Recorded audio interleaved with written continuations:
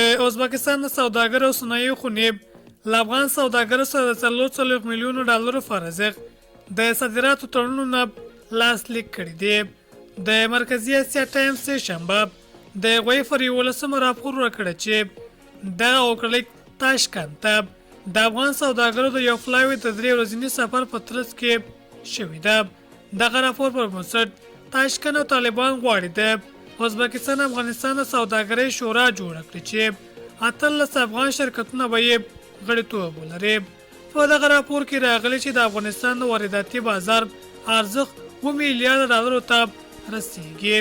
دغه راپور له مخې د افغانستان اوریدونکي تر ډیره د کرنیزو محصولاتو پروسس شوو خوړو ټوکر څرمن برېښنايي فلزوب او ساختماني توکو غوښتنې کوي.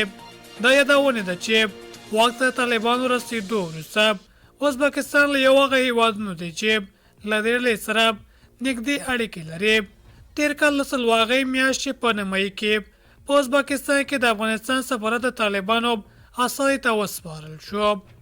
بل روی ته د پانګونې فعال وزارتي کمیټې غونډه کې د خصوصي سکتور له لوري هرات ولایت کې د 50 میګاواټ آبادي برېښنا، بلخ کې د 40 میګاواټ لمریزې برېښنا، کابل او غزني کې د سوداګریزو مارکیټونو جوړول او د هیواد په 5 ځایونو کې د کرنیزو کمپلیکسونو رامنځته کولو په طرح خبرې شوې دي.